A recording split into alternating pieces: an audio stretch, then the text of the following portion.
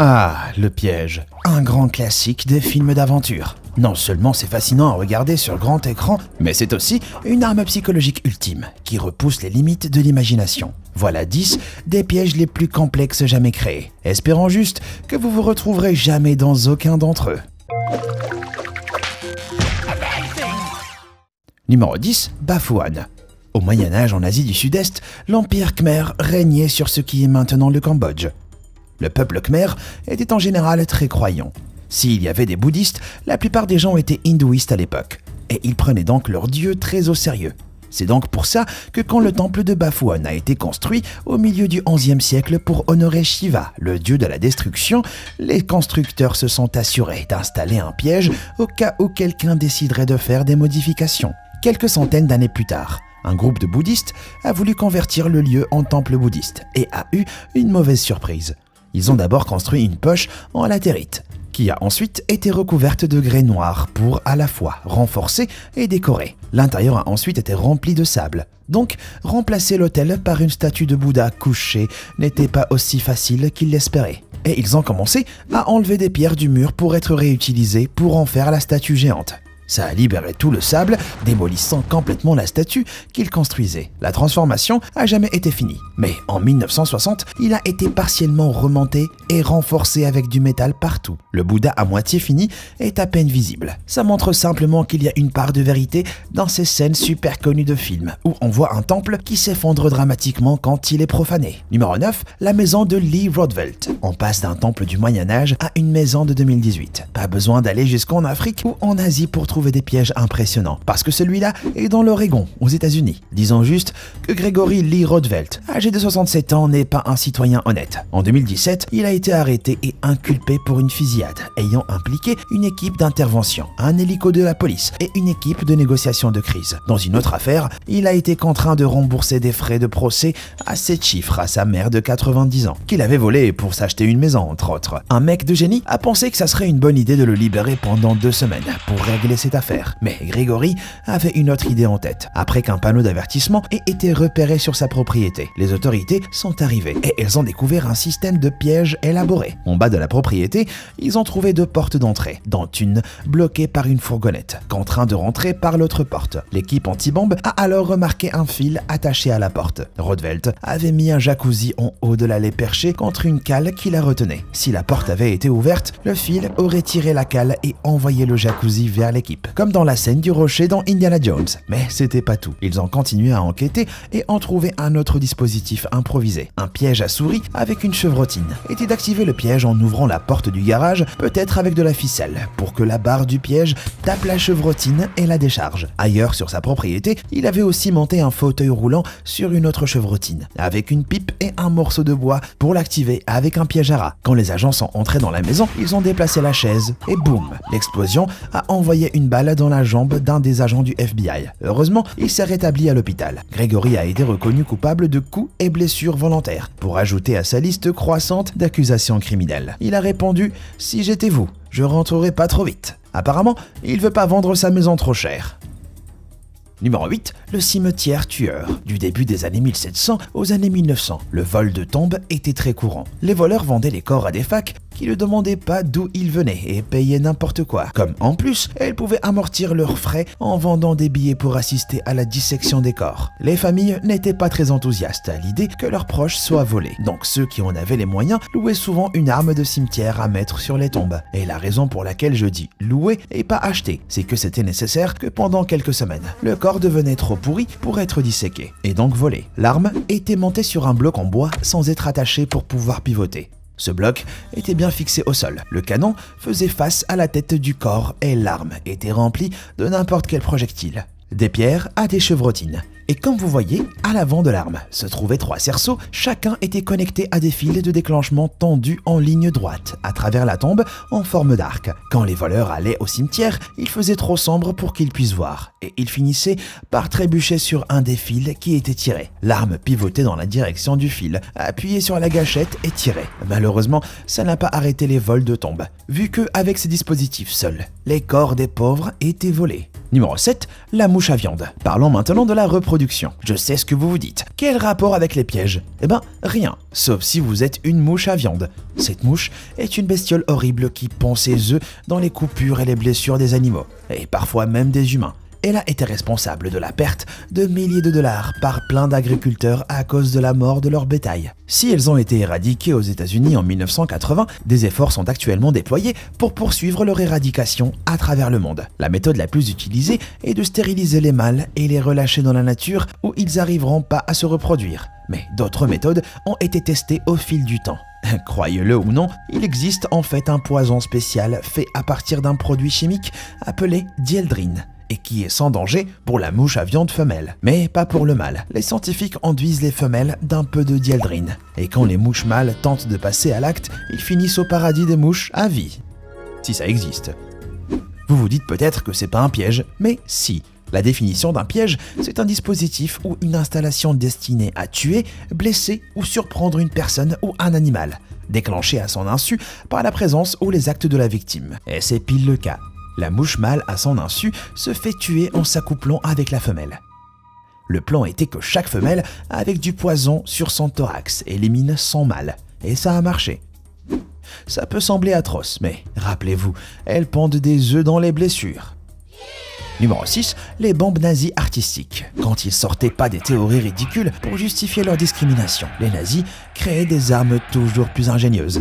Les pièges sont l'arme parfaite pour les forces qui sont en désavantage militaire. Pendant qu'ils se retiraient à travers l'Europe, pendant les 2 guerres mondiales, les Allemands ont mis en place des pièges techniques et modernes. Et les premiers explosifs et dispositifs de mise à feu fonctionnaient mal. Donc, les pièges efficaces et généralisés sont devenus viables qu'au XXe siècle. Les nazis installaient par exemple des pièges simples et pas chers dans les maisons qu'ils quittaient, en utilisant des principes physiques simples, comme l'attraction, l'application et libération de pression. Un des pièges les plus courants était une grenade sur porte équipée d'un interrupteur à tirette. Ils attachaient à la porte un fil relié à l'anneau d'une grenade ancrée au sol. Et quand la porte s'ouvrait, la goupille était tirée et la grenade explosait juste devant la personne qui entrait. Mais ils voulaient pas gaspiller leur temps pour ne tuer que des soldats au hasard ici et là. Ils étaient encore plus malins que ça. Ils voulaient tuer des officiers. Après tout, se débarrasser des personnes en charge permet d'acquérir un avantage stratégique et militaire significatif. Comment créer un piège conçu pour être déclenché par un officier? Simple, avec de l'art. Ils accrochaient par exemple des tableaux de travers, reliés à des fils et des explosifs. Les soldats de rang inférieur ne s'en soucieraient pas. Mais que les officiers de rang supérieur, considérés comme des gentlemen, se sentaient obligés de corriger ça. Et en ce faisant, provoquer une énorme explosion.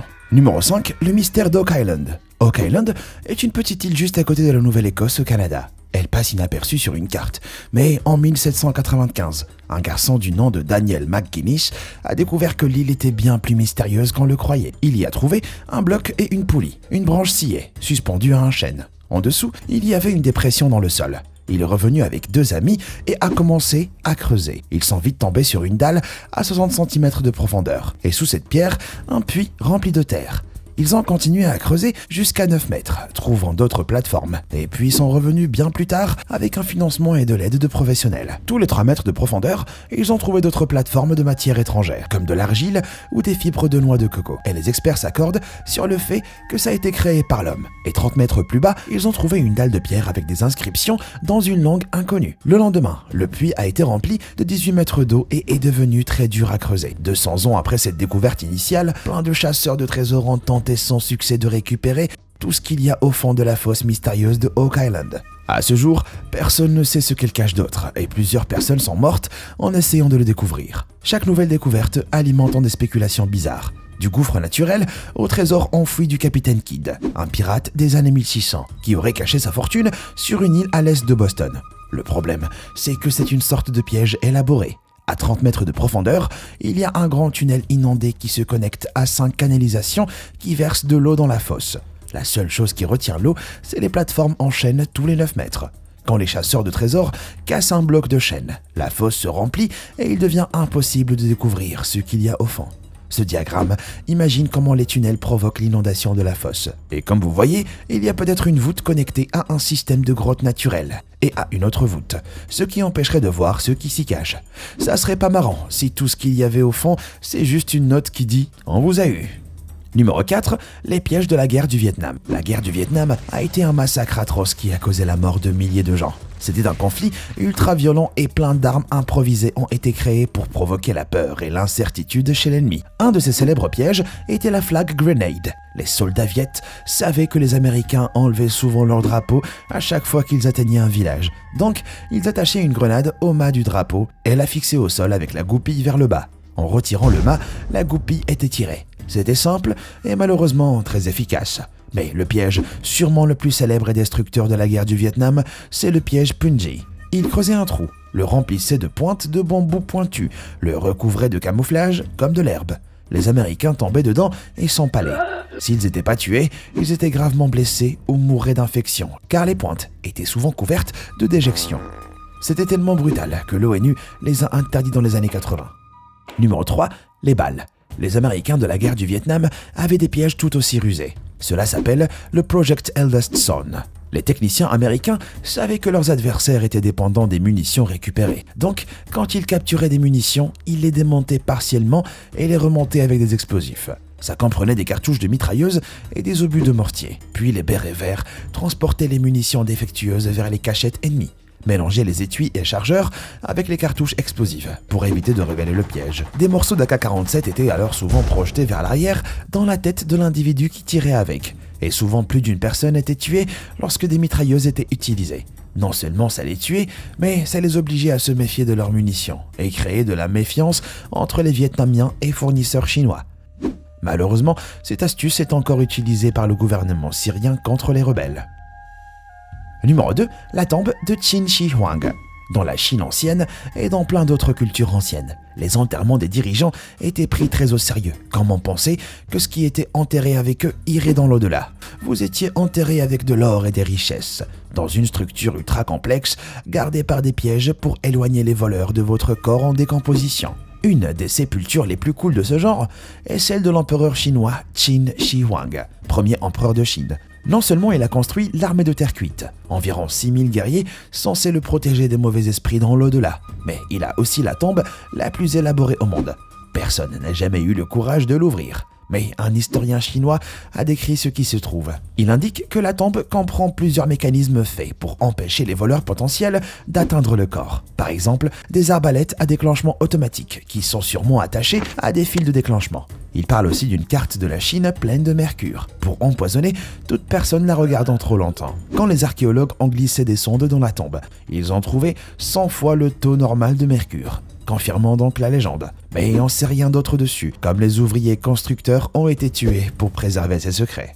Numéro 1. Les sarcophages. En 1994, l'archéologue mexicain Fanny Lopez faisait des travaux de stabilisation de routine sur les escaliers du temple de l'ancienne ville maya de Palenque, quand elle a trouvé une petite fissure dans le mur du temple cachée par les mauvaises herbes. En faisant briller une lampe de poche dans la fissure, elle a trouvé un passage qui menait à une chambre funéraire scellée et trouvé 2 squelettes dans la chambre, sûrement des serviteurs sacrifiés. Mais dans le sarcophage, au centre de la chambre, ils ont trouvé les restes d'une femme allongée sur le dos. Les restes étaient recouverts de cinabre rouge, un oxyde mercurique utilisé par les Mayas comme conservateur. Les restes ont donc été appelés ceux de la Reine Rouge, une mystérieuse noble femme de 600-700 après Jésus-Christ. Si plein de gens disent que la poudre fine est dangereuse, elle ne tue pas forcément. Vous pouvez tousser, avoir des nausées ou vomir suite à une exposition, mais sans mourir. En fait, culturellement, le rouge symbolisait les énergies sacrées du sang. Il était donc utilisé pour honorer les morts plutôt que tuer les pillards éventuels. Mais d'autres tombes contiennent de la poudre qui peut être délibérément mortelle, dans ce qu'on appelle la vallée des momies dorées, dans l'ouest de l'Égypte. Les archéologues ont trouvé la tombe à 10 mètres de profondeur d'un puissant gouverneur local de l'époque, Gad Khensu Ayouf. En ouvrant son sarcophage, ils ont trouvé de grandes quantités d'hématite, un minerai de fer précieux. Le directeur des fouilles a dit qu'en l'inhalant, ça lui piquait la poitrine comme des épines. On pense qu'Ayouf était entouré de poudre pour protéger sa tombe des visiteurs indésirables. En fait, ça peut bien être toxique et l'équipe a fini par mettre des combis. Donc, qu'il soit utilisé pour la guerre ou se protéger, il n'y a pas à dire, les pièges sont incroyablement intéressants. Quel piège vous a paru le plus ingénieux? Et il y en a que j'ai oublié de mentionner, dites-le moi dans les commentaires. Merci d'avoir regardé et comme toujours, à bientôt.